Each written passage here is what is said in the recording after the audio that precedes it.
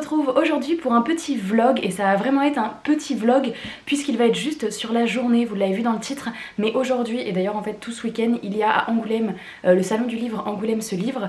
On n'était pas là hier donc on peut juste y aller aujourd'hui. Ça va être la première fois qu'on va y aller parce que avec le Covid il n'y a pas eu les autres années depuis qu'on est à Angoulême. C'est plutôt pour se balader, pour l'ambiance salon etc.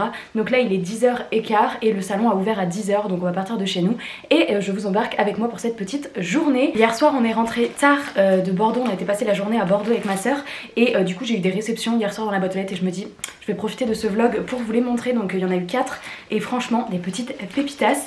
J'ai reçu d'abord, je vous montre vite fait parce qu'après on part au salon, j'ai reçu tout d'abord l'édition enfin Blanche-Neige et les autres contes de Grimm dans la version Minalima. Attendez, j'ai enlevé le plastique. Oui, regardez comme il est beau, franchement rouge comme ça j'en avais pas. Je sais pas si vous allez voir ma collection là-haut. Non attendez, ils sont où? Ah non, ils sont là. J'en ai 4, un truc comme ça. Donc je rajoute celui-ci à ma collection et je suis trop contente. Donc c'est les livres, vous savez, avec des pop-up, des trucs. Ah, le miroir là il est incroyable. Il y a des petits trucs comme ça. Ah, c'est Hansel et Gretel ça. Maison en pain d'épices et tout, enfin bref je l'ai pas encore trop feuilleté mais je suis trop contente de l'ajouter à la collection, c'est vraiment des trop beaux objets livres. Et après j'ai reçu 3 petites BD livres de la part de Macaca Édition. C'est un peu comme Kinaï, cette maison d'édition, c'est un peu mon coup de cœur de découverte de cette année 2022. Vraiment ils font des choses incroyables et Macaca Édition je les ai découverts quand je vous avais fait ma vidéo des livres dont vous êtes le héros et depuis ils m'envoient leurs sorties et vraiment mes gros coups de cœur sur cette maison d'édition. Ils m'ont envoyé 3 nouvelles sorties. Donc tout d'abord on a 2 BD un peu dans le même style. Il s'agit donc la BD dont tu es le petit héros, donc c'est Petit Chevalier, et la BD dont tu es le petit héros, Les Petits Alchimistes. Donc des BD avec en fait pour les petits, alors eux ils disent 3-7 ans, moi je trouve que 3 c'est petit hein, même pour faire avec des adultes évidemment parce qu'à 3 ans on sait pas lire, mais voilà vous avez des choix à faire en fonction de, c'est sous forme de BD, vous avez des choix à faire et quand vous faites des choix ça vous redirige vers un numéro et une couleur et donc vous suivez la page, vous allez au numéro demandé etc. Si vous voulez en savoir plus sur ces petites BD je vous redirige vers la vidéo que j'ai fait sur les livres dont vous êtes le héros parce qu'il y en avait un autre de cette collection qui m'avait envoyé que j'ai déjà testé et dont je vous donnais mon avis. Voilà, là c'est 2 de la même collection mais dans d'autres gammes, donc là un peu plus alchimiste, magie etc. Les planches sont trop jolies, regardez, j'aime beaucoup trop, c'est très coloré, c'est très visuel pour les enfants, il y a des choses à cocher, à repérer, bref c'est trop bien. Et donc chevalier, donc voilà ça m'en fait 2 autres. La première c'était sur la thématique du facteur, vous aviez des petites lettres à poster à tous les habitants du village, vraiment trop chouette. Et alors celle qui me hype mais puissance 1000, vous avez pas idée, c'est celle-ci, Trouilleville, livre 1, La Silencieuse, donc c'est le jeu de rôle pour les enfants. Et alors là, on va le tester avec Tristan, alors soit aujourd'hui, soit dans la semaine, je vous en reparle très vite en tous les cas. Mais regardez, la map au début, trop jolie. Et donc c'est clairement un jeu de rôle, on n'en a jamais fait, mais voyez là il y a beaucoup de texte parce que ça explique plein de trucs. Vous avez vraiment une histoire, des personnages à choisir. Regardez, vous avez les feuilles de personnages à la fin, donc là il y a un golem de terre, vous avez vampire, enfin bref avec toute la feuille de présentation du personnage. Mais sinon c'est vraiment un livre, vous voyez il y a plein de textes parce qu'ils expliquent plein de choses, comment créer les monstres, comment... Enfin bref, celui-ci trop hâte de le faire et on va le faire à 2. Ils disent à partir de 3 joueurs, on va voir si on va essayer de bidouiller et que c'est possible qu'il y ait un joueur qui fasse 2 personnages. Mais donc voilà pour les petites réceptions de hier soir quand je suis rentrée de Bordeaux. On est parti pour la journée à Angoulême donc c'est parti, j'ai trop hâte et je vous embarque.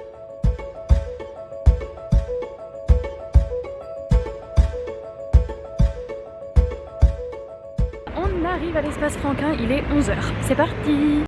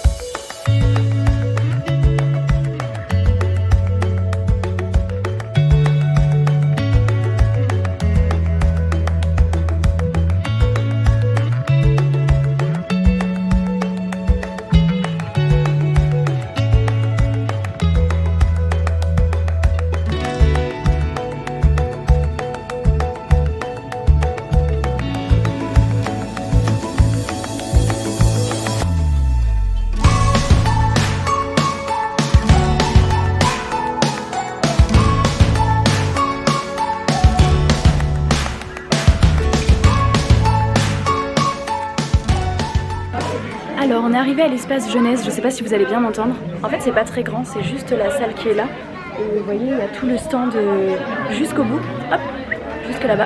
Et du coup c'est trop drôle parce que j'ai vu Pascal Brissy et tout, on a bien discuté, trop gentil, franchement ça fait trop plaisir. J'ai vu l'une d'entre vous également, mais du coup on a vite fait le tour, en fait c'est pas très grand. On a également vu à l'étage du dessous plutôt tout ce qui est littérature, adulte, romance, etc. Mais vraiment l'espace jeunesse et tout ici. Et pareil il y avait un autre endroit avec espace BD, et franchement c'est plutôt cool. Donc voilà, mais on a déjà fait le tour, je pense que le vlog va pas être très long du coup.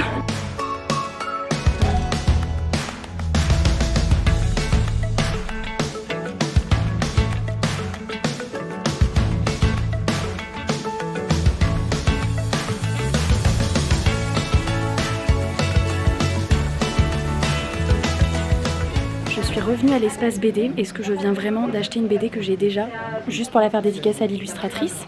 Je crois que oui. Il y a 2 personnes dans la file d'attente, donc je suis la prochaine à passer. Et tant pis, je vous ferai gagner l'autre en concours, sur Insta ou YouTube, je sais pas. Mais il me fallait absolument, et je savais pas qu'elle était là, donc j'ai pas emmené la mienne. Mais bon, voilà, je suis faible.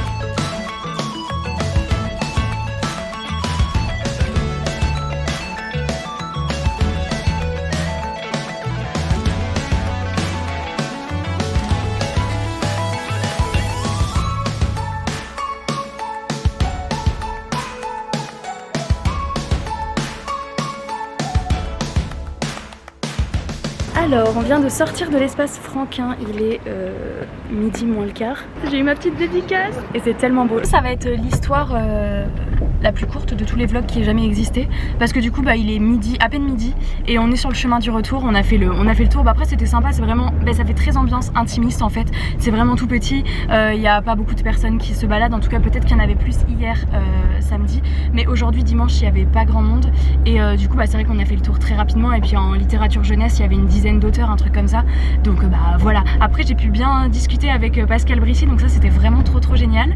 Et j'ai fait dédicacer ma BD comme vous avez pu le voir, j'ai rencontré l'une d'entre vous, donc je suis quand même très contente d'être venue. Et puis ça nous a fait passer 2 petites heures comme ça dans Angoulême. Là du coup on va rentrer, et comme je me dis que c'est un peu court comme vlog, je pense que je vais vous garder sur la fin de journée, comme ça je vais lire la BD et je vous donnerai mon avis, comme ça tout est intégré dans ce vlog. Et je vous ai montré ce matin juste avant de partir, on voulait tester avec Tristan la petite BD jeu de rôle là pour les enfants, et je pense que du coup on va la tester cet après-midi, et comme ça je vous donnerai mon avis direct.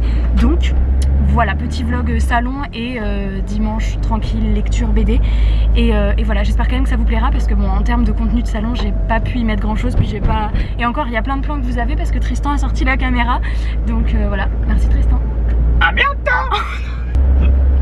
T'es un sup. Je sais pas encore si je vais couper ou laisser ce passage. De retour à la maison, il est midi et quart. Je voulais vous montrer un petit peu mieux ma petite dédicace de BD.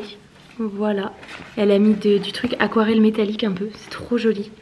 Donc je vais me la lire cet après-midi. Elle m'a également mis un petit stickers renard, beaucoup trop mimi.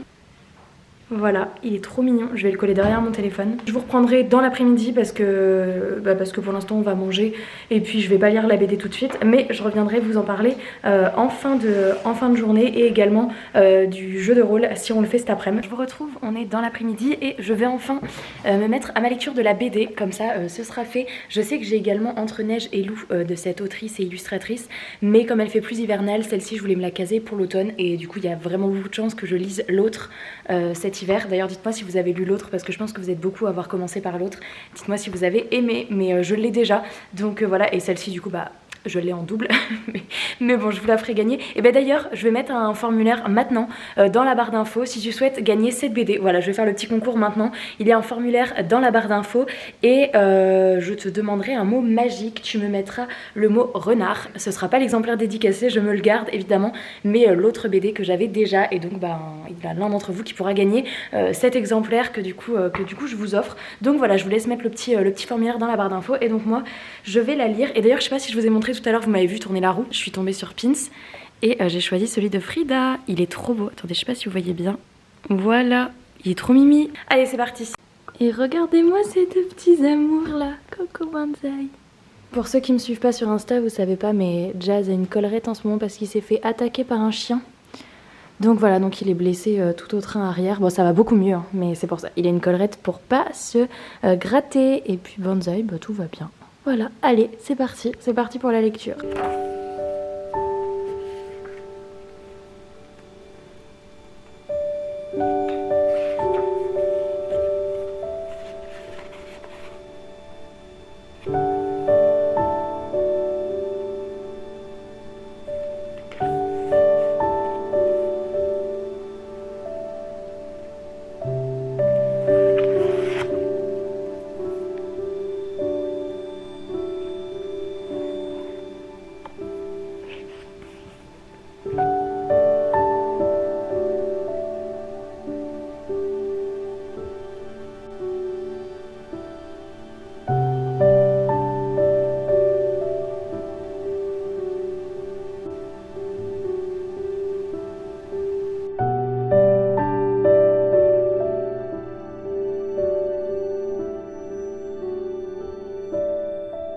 J'ai terminé la BD, c'était vraiment trop beau. Déjà gros coup de cœur pour le style graphique. J'ai le soleil en plein dans la tête pour vous filmer ce plan. On va suivre Kitsune qui est une jeune fille qui est mi-humaine, mi-renard, vous voyez, avec sa queue et ses oreilles.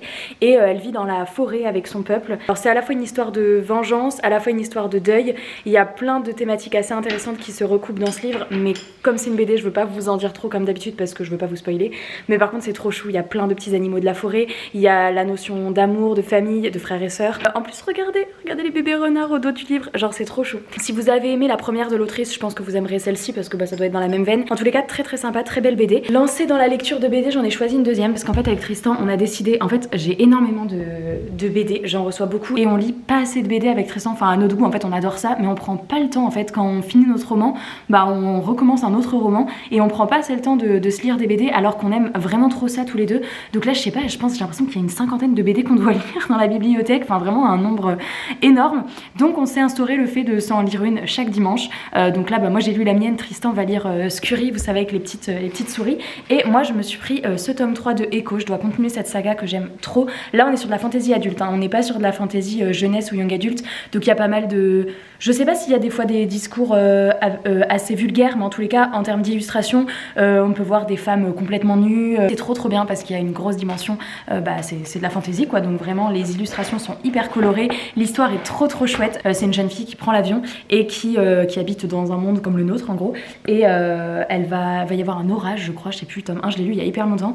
Et bah, elle va se rendre compte qu'au lieu d'être dans un avion, elle est finalement à dos de dragon. Et elle bascule de tout ce qu'elle connaissait dans le monde normal, se transforme dans un monde fantasy, enfin c'est un monde parallèle fantasy. En tout cas c'était trop chouette. Et bah, là je vais avancer dans ce tome 3. Et il y a énormément de tomes, il y a combien de tomes à Echo? 10, 12 dans ces eaux-là. Donc on est un peu à la bourre. Allez c'est parti.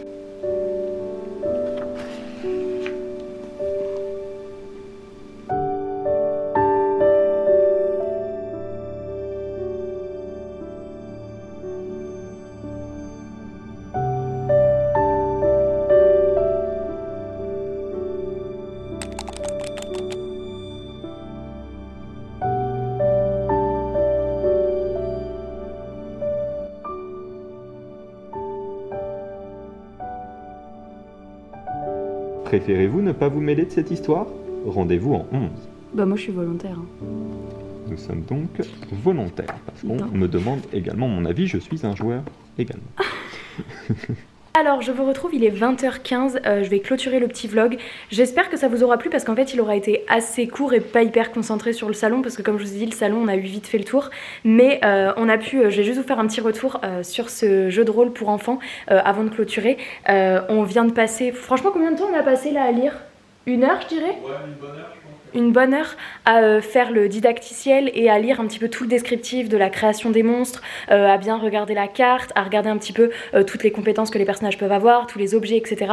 C'est vraiment hyper bien fait. Franchement, pour un truc jeunesse, ça donne trop envie d'essayer avec des enfants. Déjà, nous, on va se faire un plaisir d'essayer l'aventure. Alors, on pense qu'on va essayer la semaine prochaine plutôt avec le frère de Tristan. Comme ça, on sera vraiment 3. Là, déjà, il y a la trop belle carte du monde.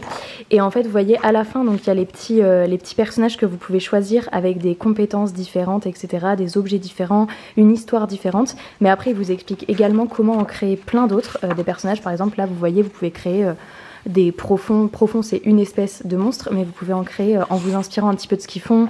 Vous devez choisir des objets avant de commencer l'aventure, donc ils vous mettent un petit exemple ici de plein d'objets. Vous avez toutes les compétences, il faut choisir des compétences pour commencer. Enfin, vraiment, vous pouvez créer le monstre de votre choix, même si pour commencer, ils conseillent de prendre un des monstres qui a été pensé pour l'aventure. Et du coup, on a lu tout le descriptif, tout le didacticiel qu'on a fait, et c'est en fait un mélange entre un livre dont vous êtes le héros, parce que voilà, en fonction de vos choix, l'aventure va être différente. La différence, en fait, c'est qu'un livre dont vous êtes le héros, vous êtes vraiment guidé par le livre, alors que là, il va y avoir une personne qui va faire le maître du jeu, qui va avoir découvert l'aventure avant, et qui va vraiment être là pour guider les enfants, ou j'allais dire en tous les cas, les monstres qui vont jouer. Et donc, en fait, le but, c'est vraiment que les enfants, si vous achetez ça pour jouer avec des enfants, les enfants vont être vraiment, ah bah là, on est face à cette situation, qu'est-ce qu'on peut faire? Alors, il y en a un qui va peut-être dire, bah moi, j'ai la capacité d'aller sous l'eau, donc je peux peut-être aller explorer ça, et l'autre a peut-être la capacité, je sais pas, moi, de grimper aux arbres, enfin, et ça va être, ils vont devoir discuter pour, en fonction de leurs compétences de monstres, décider ce qu'ils vont faire.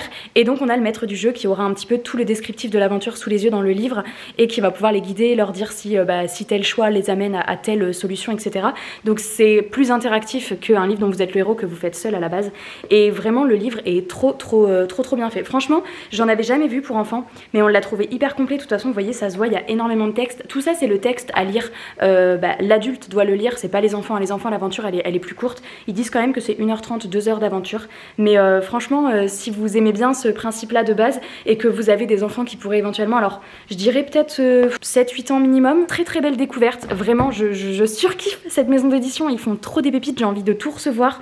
Et ils disent bien que c'est un livre 1, donc il va y avoir après d'autres aventures avec ces petits monstres. Et trop cool, vraiment j'adore. On va manger, on va regarder un épisode de série. Je vais clôturer le vlog ici, j'espère qu'il vous aura plu, même si c'était pas le contenu que je pensais y mettre. J'espère que vous aurez passé un bon moment. Je vous fais de très gros bisous, je vous souhaite de belles lectures, et je vous dis à très bientôt sur la chaîne dans une prochaine vidéo. Ciao!